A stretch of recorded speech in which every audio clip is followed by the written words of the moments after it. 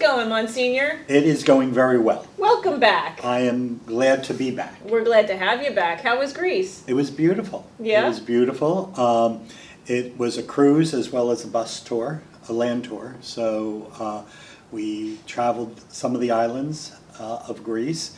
We stopped in Turkey to visit Mary's house, which is a beautiful chapel high on top of a mountain overlooking ancient Ephesus. We visited Ephesus where Paul preached. We then went to back to the mainland and went to Thessalonica and visited the shrine to Saint Lydia. Oh, Lydia the Purpler. The Purpler. She's awesome. And she is. She's the first person on the European continent that Paul baptized. And then a few other places. It was beautiful weather, and our tour manager and our bus driver were exceptional. How was the food? That's the most important thing. The food was good. The food was good. I was able to stay with my, my new program that I've been eating. Very good.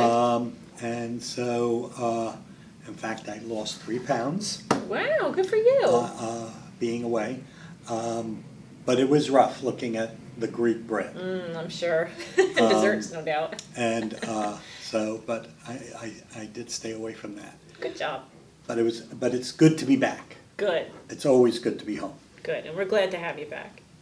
And this week on Tuesday we had the Mass of Remembrance. That's one of the most moving masses that I've celebrated in all my assignments.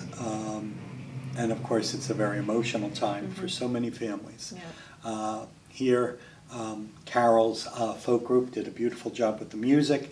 The bereavement ministry did a beautiful job organizing it, and it was just a beautiful, celebration. Awesome. And this Sunday we have MOSAIC, which is a teen organization to promote understanding and fellowship among the interfaith community. They're going to be here, and our youth group is going to be presenting to the group on Catholic social teaching, which is a very important topic, especially right now. Yes, it was. I read one of the presentations, and it's really going to be interesting. I'm looking forward to hearing them speak about what they're studying. Catholic social teaching is probably the great unknown by many Catholics. Certain groups within the church are not too crazy about the social teaching. Others ignore it. And others even call it political. And yet what it is taking the gospel of Jesus Christ and putting it into action in our lives. When you look at the gospel where it challenges us, and Jesus will ask this question: I was hungry, did you feed me? I was naked, did you clothe me? All those questions are on the final exam. Nowhere does he ask, did you use your envelope? Don't share that with anybody. Yeah, I was going to say, use your envelope anyway. They're going to cancel my pastor's card. But they don't ask that question. Yeah. He asks, do you feed me? Have you welcomed me? Have you visited me? And that's basically the foundation of Catholic social teaching. Well, and welcome the stranger, which is an important one too. Yes. So so that's they're going to present on that, and that's at 3:30, I think.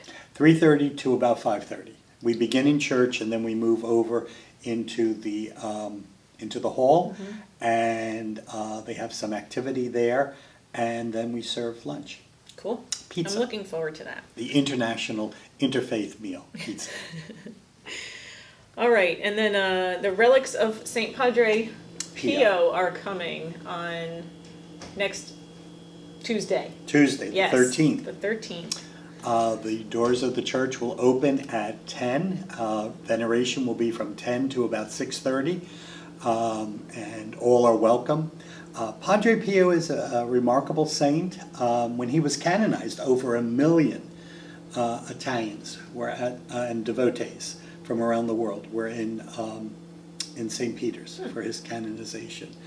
I know he can bilocate, and he had the stigmata, but what else about him? Well, he also had an inner sense when he heard confessions. Stories have circulated that he, people would go to confession, and if they held something back, he would know it Oh. and remind them they were not telling everything. Oh. And of course, the celebrant for the Mass that evening at 7 o'clock is Monsignor Thomas Gervasio, who's the Vicar General of the Diocese of Trenton.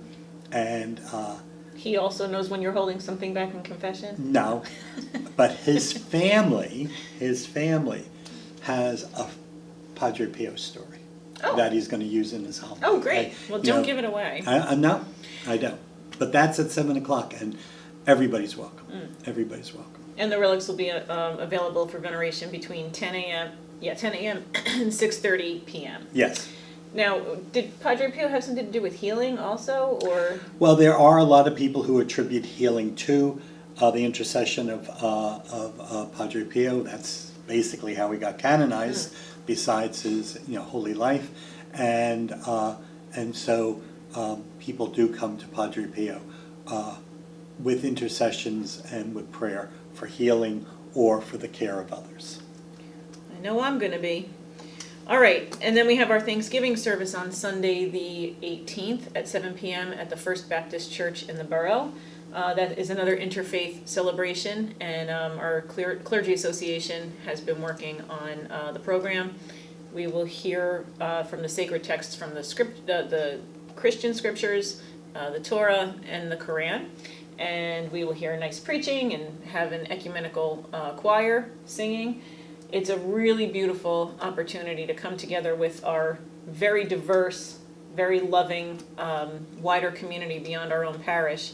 And really, people should try to come out for that. I do hope. The number of Catholics that have been participating has kind of fallen off. And so I do encourage our people to see this as being stepping out of our comfort zone and standing with people of faith of other traditions, of other religious backgrounds, at a time when being a person of faith is even looked down upon. In light of the shootings in Pittsburgh, and just shootings in general, the violence that has taken over in our society, people of faith need to be witnesses of peace. And we are those witnesses when we kind of leave, the living room and the TV and even the football game, and we go and we pray with others. It is truly a beautiful experience. I'm excited about it because I'll be there this year. I couldn't be there last year because of a pilgrimage to the Holy Land. But this year, we will be there. And Father Arian is actually sharing they call it a response, but he'll be offering a prayer as well. So, please come out if you can. It's a great way to kind of frame out your Thanksgiving celebration with your family by coming together with people of all faiths to thank God together, our common God together, as we sit with our little families and thank God together for everything that we have. And we have so much. Yes, we do. We are blessed. And I think it's important to realize that on Thanksgiving Day, we do have the 9 o'clock Mass, which is our tradition of giving thanks. The Mass, the Eucharist, is Greek for to give thanks. We give thanks for Jesus Christ. We give thanks for the gift of salvation. So it's a nice way of preparing for the holiday of Thanksgiving, which is a civil holiday, but is a holiday that echoes deeply in our hearts because we are to be a people that gives thanks. Yeah. Okay, so that's kind of That's about it. I think. Yep. So we'll see you all this weekend at Mass. Have a great couple of days. We'll see you next week.